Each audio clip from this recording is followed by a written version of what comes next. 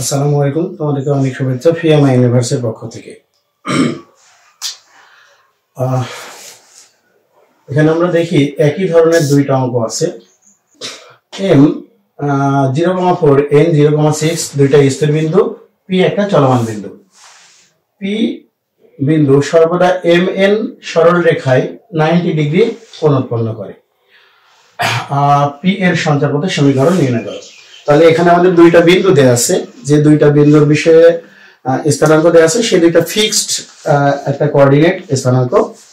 তো বলেছে পি একটা চলমান বিন্দু, যাতে পি এম এবং পি এন, মানে যদি এখানে এইভাবে বলা নাই, কিন্তু বিষয়টা এরকম বোঝাচ্ছে যে পি এম এবং পি এন যদি যোগ করা হয় তাহলে পি বিন্দুতে একটা সমকোণ তৈরি হয়। আমরা ভাষাটা আরেকবার পড়ে নিই যে পি বিন্দু সর্বদা এম এন সরল রেখায় 90 ডিগ্রি কোণ উৎপন্ন করে। অর্থাৎ পি এম এবং পি এন অ্যাডজাস্ট করলে, যোগ করলে সবসময় 90 ডিগ্রি কোণ হবে, অর্থাৎ সমকোণ তৈরি হবে। পি এর সঞ্চারপথের সমীকরণ নির্ণয় করো। আচ্ছা, এটা একটা গেছে। আমাদের আর একটা অঙ্ক আছে, সেটা আমরা একটু দেখে নেব। ত্রিভুজ এ বি সি এ এত এবং সি এত এবং এসি অতিভুজ, যদি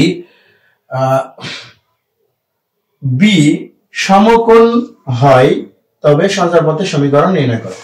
আচ্ছা, এখানে আমাদের বলে দিচ্ছে অ্যাঙ্গেল বি, এটা হচ্ছে রাইট অ্যাঙ্গেল সমকোণ। যদিও আমাদের যখনই বলছে যে এসি অতিভুজ, অতিভুজ এসি, তখনই আমরা বুঝে গেছি যে আমাদের সমকোণটা বি হবে। তারপরেও এখানে অঙ্কে বলে দেওয়া আছে, এটা যদি না বলা থাকতো তবুও আমরা বুঝে নিতাম, কারণ অতিভুজ যদি এসি হয় তাহলে অ্যাঙ্গেল বি রাইট অ্যাঙ্গেল হওয়ার কথা। তো এখানেও সেই একই কথা যে এসি এবং এবি, এসি এবং বিসি যদি আমরা যোগ করি, এসি এবং বিসি, তাহলে সবসময় সমকোণ হবে। আগের অঙ্কটা ইনডিরেক্টলি এরকম বলা ছিল যে পি এম পি এন যদি যোগ করা যায় তাহলে পি বিন্দুতে সমকোণ হয়। আর এখানে আমরা বুঝতে পারছি যে যদি এ বি এবং বিসি সংযুক্ত করা হয় তাহলে বি বিন্দুতে সর্বদা সমকোণ উৎপন্ন হয়। আচ্ছা, তাহলে আমরা এখানে 2 নম্বর অঙ্কটা করার চেষ্টা করতেছি, একই অঙ্ক দুইটা। তো এর জন্য একটা আনুমানিক চিত্র আঁকতেছি, যেহেতু এটা এ বি সি ডি আমাদের কোনো মানে ফিক্সড ভ্যালু না, তাই আমরা আমাদের মতো একটা চিত্র এঁকে নিচ্ছি। ইমাজিন এটা হলো আমাদের ট্রায়াঙ্গেল এ বি সি, যেহেতু বলেছিল বি সমকোণ, তাহলে বি সমকোণ। আর এটা বিভিন্ন দিকেই হতে পারে, মানে এমন ভাবে এই বিটা মানে ভ্রমণ করতেছে, অর্থাৎ বি বিন্দুটা এমন ভাবে যাচ্ছে যে সে সবসময় এ বি এবং বিসি যে সরলরেখা তৈরি হবে সেটা সমকোণই তৈরি করবে। ঠিক আছে, এখন যদি কেউ বলে বি বিন্দুটা এখানে, হ্যাঁ, তার ক্ষেত্রেও বিষয়টা মেনে নেওয়ার মতো। আমরা একটু ডট ডট দিয়ে রাখি। আচ্ছা, কেউ যদি বলে বি বিন্দু এখানে, তার ক্ষেত্রেও বিষয়টা আমরা মেনে নিতে পারি, কিন্তু শর্তটা কি? শর্তটা হলো এই বি বিন্দুতে এখানেও সমকোণ হবে।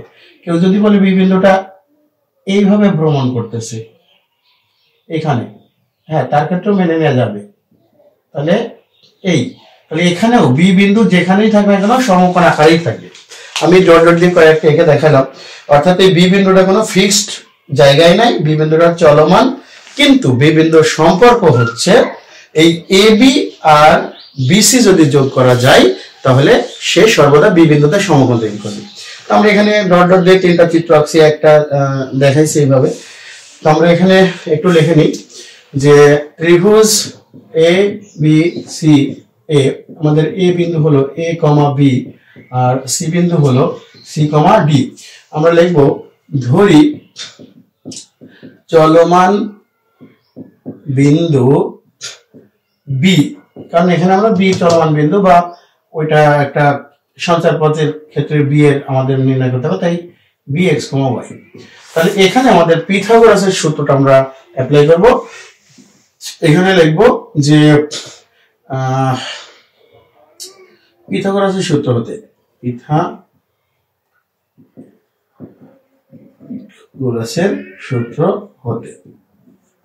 পিথাগোরাসের সূত্র হতে আমরা যেটা পেয়ে যাচ্ছি সেটা হচ্ছে AC² = A B square plus BC square. আচ্ছা, এবার এর ভ্যালুটা আমরা লিখবো আন্ডার রুট এ এবং সি, এই বিন্দুটা এটা, তাহলে এ মাইনাস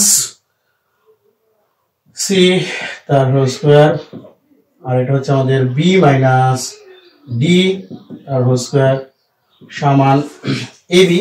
এবি এর জন্য আমরা করবো বি বিন্দুর স্থানাঙ্ক আমরা জানি এক্স কমা ওয়াই, তাহলে রুট ওভার আমরা এক্স পজিশনটাকে আগে রাখলাম এক্স মাইনাস এ তার হোল স্কোয়ার, আর এটা হচ্ছে X minus B Y minus B তার হোল স্কোয়ার। আচ্ছা, এগুলোর সঙ্গে আমাদের কিন্তু আবার স্কোয়ার ছিল, এই স্কোয়ার গুলো আমরা লিখে যাই। একবারে আমরা রুটটাকে চাইলে তুলে দিতে পারতাম, বাট আমরা পরের লাইনেই করি, কোনো সমস্যা নেই। আচ্ছা, বিসি এর জন্য এক্স মাইনাস সি তার হোল স্কোয়ার আর ওয়াই মাইনাস ডি তার হোল স্কোয়ার।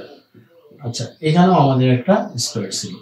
এই হচ্ছে সম্পর্ক। আমরা এখন পরবর্তী ক্যালকুলেশন গুলো একটু লাইন গ্যাপ দিয়ে নিজেদের মতো করে দেওয়ার চেষ্টা করব। এটা করতেছি আমরা এই স্কোয়ারের জন্য বর্গটাকে তুলে দিয়েছি A square plus B square plus C square plus D square. আমি স্কোয়ার ফাংশন গুলো আগে লিখে নিলাম, minus two C A minus two BD. আমাদের এর ক্যালকুলেশন এরকম আসবে। এদিকেও আমরা একটু ক্যালকুলেশনটা করে নিব।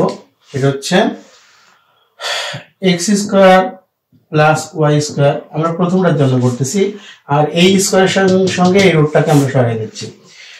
তাহলে x square plus Y square minus two a x minus two b y plus a square plus B square. এটার জন্য আমরা করতেছি plus x square plus Y square minus two c x minus two d y plus C square plus D square. আচ্ছা, এই total আমরা যদি এখন একটু ক্যালকুলেশন করতে চাই তাহলে কেমন হবে আমরা একটু দেখি। আমার মনে হচ্ছে যে A square plus B square plus C square plus D square এই দিকের এই ফাংশনের সাথে আমাদের কেটে যাচ্ছে। আচ্ছা, কেটে গেলে আমাদের এখান থেকে এটাই থাকতেছে, আর পরবর্তীগুলো আমরা একটু সাজাই নিব। তো আমি এই দিকের ফাংশনটা এখানে লেখার চেষ্টা করতেছি। আমাদের আসতেছে 2x স্কয়ার 2y স্কয়ার, ওকে, এটা আসছে। এবং আমাদের x এর সঙ্গে আছে 2ax 2cx। আমি -2 কমন নিয়েছি এবং x টা পরে কমন নেব, তাহলে আমাদের হয়ে যাচ্ছে c + a * x, okay, c + a * x। y এর ক্ষেত্রে আমরা একটু দেখে নেব। এখানে আমরা -2 কমন নিয়েছি, যেখানে আমরা লিখতে পারবো b + d * y, ওকে।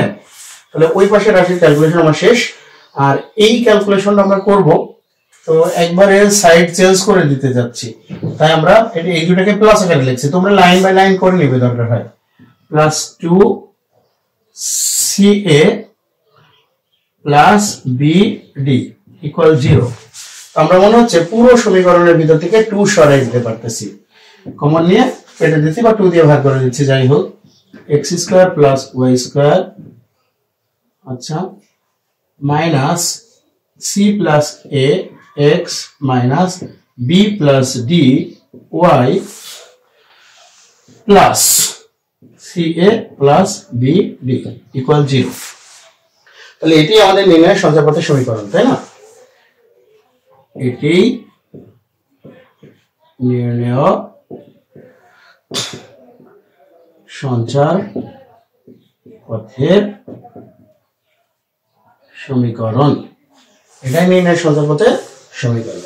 তাহলে আমাদের এই সঞ্চারপথের সমীকরণ হয়ে গেল, যেটা প্যাটার্ন বলছে বা নিয়ম মানতে বলছে আমরা মেনেই করছি। তো তোমরা নিশ্চয়ই বুঝতে পারছো যে x² + y² আরো পুরো সমীকরণের প্যাটার্নটা দেখে তোমরা বুঝে গেছো যে এটা একটা বৃত্তের সমীকরণ। তো এতটুকু লিখলেই হবে। আমরা একটু সমীকরণের মানে সঞ্চারপথের নামটাও লিখে দেবো। তাহলে এটাই নির্ণয় সঞ্চারপথের সমীকরণ, যা একটা বৃত্ত, যা একটি বৃত্ত, ওকে। তাহলে এই ছিল এই ধরনের ম্যাথমেটিক্স গুলো সমাধান করার নিয়ম।